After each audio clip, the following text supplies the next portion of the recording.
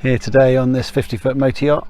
She is a Fred Parker designed twin screw motor yacht built by Port Hamble Ltd in 1965.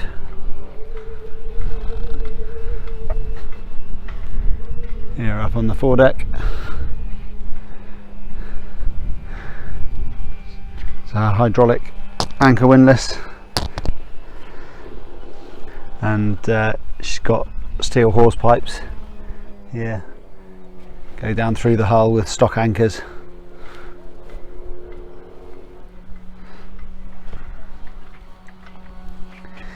Here we are looking back along the deck, aft towards the superstructure. The hull of this boat is all teak planking on oak frames. The superstructure is all solid teak, tow rails, capping rails on the handrails and everything here, all solid teak.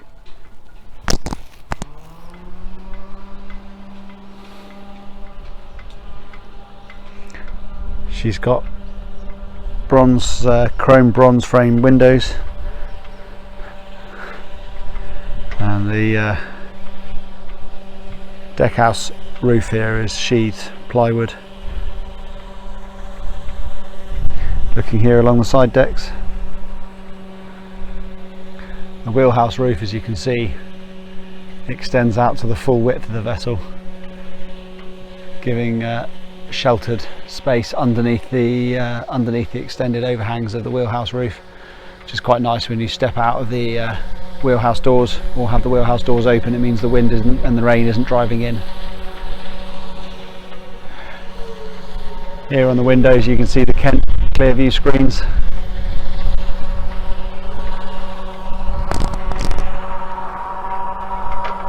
Moving aft here, this is the port side door into the wheelhouse.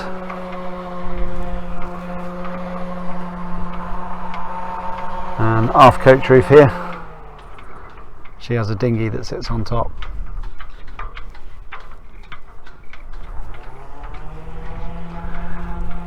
Here at the aft end of the wheelhouse is a little seating area covered by the extended overhang of the wheelhouse roof.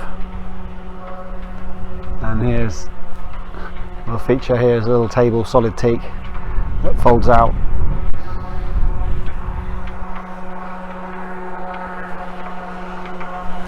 Moving aft, there's hatches here in the aft deck which go down into where the steering gear is, and also the generator is down there. Here's a little derrick crane used to lift the dinghy in over the side.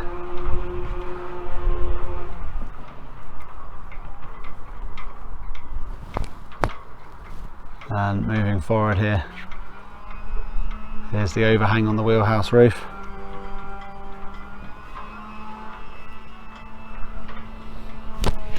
Here's the sliding doors for the wheelhouse. She's got very large, you can see here, big midships cleats. And you can see there's a slight step in the deck up to the foredeck, so that little step there of only 6 inches or so increases the headroom up forward considerably.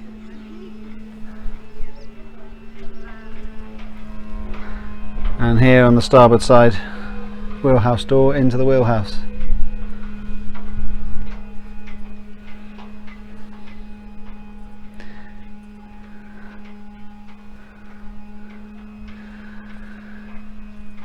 Here's the helm position.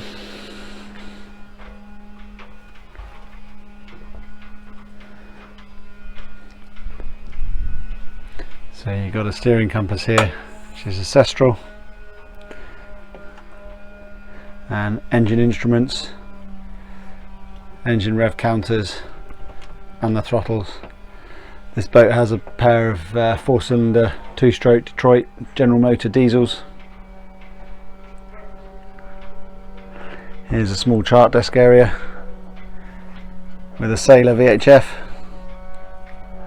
various instruments and switch panels.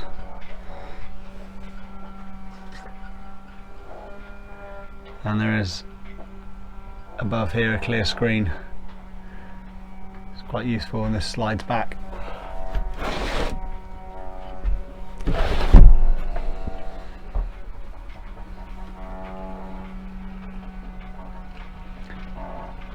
The aft end of the wheelhouse, you've got seating either side. This is a window here that drops down. These are all chrome bronze frame windows as well.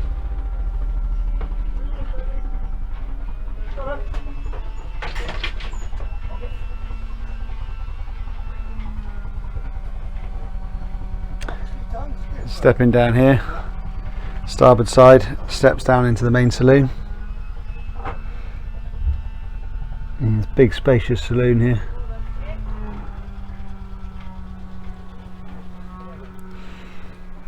And we've got L-shaped seating here on the port hand side.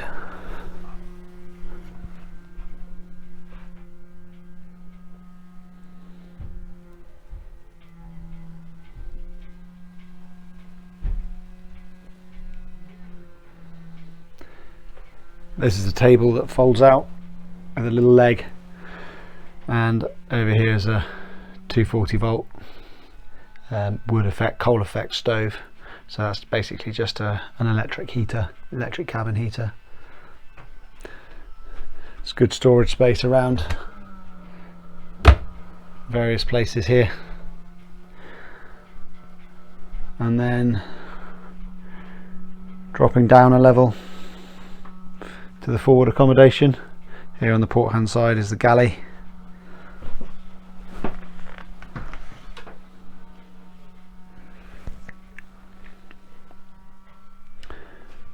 This is a 4-burner gas stove with twin oven and grill. Very recently installed with all new gas systems. It's got a new gas safety certificate. Sink with pressurised hot and cold water, and an under counter fridge here. And there's quite a lot of storage space around.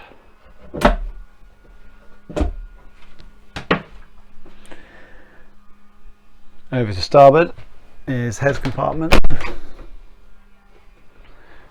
This is a Jabsco manual sea toilet, discharges directly overboard, and a hand basin with hot and cold water.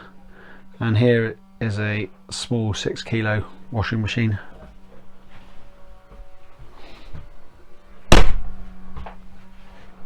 And into the forward cabin. So this was a 2-berth cabin, 2 single berths. So you can see the V berths here. All the original joinery is still in place, nothing's been touched, but these various bits have been added just for the purposes of the current owner. That could all be removed very easily, put it back to the original 2-berth cabin. These are the chain pipes down to the anchor locker, so you can see down there,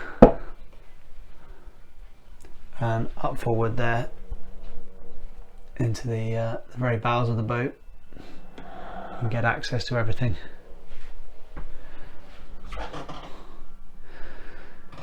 This is a full height, would have been a wardrobe originally, currently shelved out, but again could be put back to its original purpose. Moving back aft here, the galley and the heads. Steps up. This of course is the engine space under the saloon here, access at the aft end.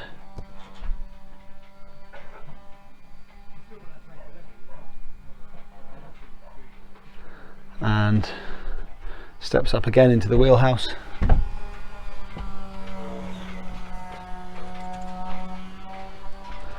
And here is a central companionway going down into the aft accommodation. Here back aft and down the companion steps, and on the starboard side here's the heads. Here's a bath, hot and cold pressurised water obviously, and a shower. This is an electric sea toilet and a hand basin.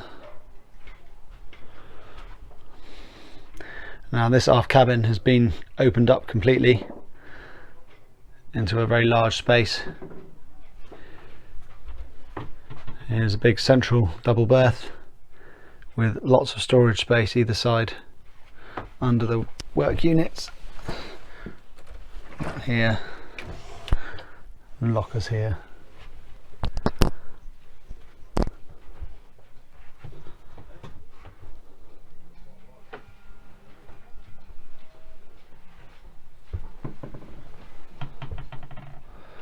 Now originally there was a single cabin on the port hand side here, and this is the single cabin berth. Now the bulkhead has been removed, so this would have been a passageway from the steps coming down. The bulkhead has been removed but could easily be reinstated to create that third cabin. So a little single berth third cabin, very useful for some people depending on how you want to use the boat. Moving forward again here, it's obviously a sliding door into the heads. Under the steps here, these companion steps lift up, gain access to the engine room. We'll just drop in there in a second. Under the companion steps into the engine space.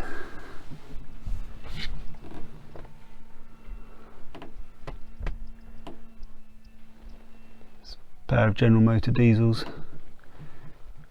with Borg Warner velvet drive boxes. Fuel tanks outboard.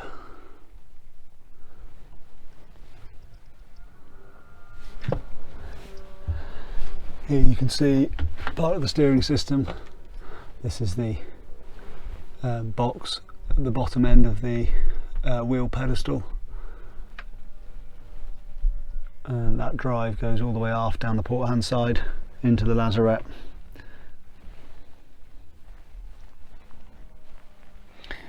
And further forward there, battery chargers, battery banks and storage space.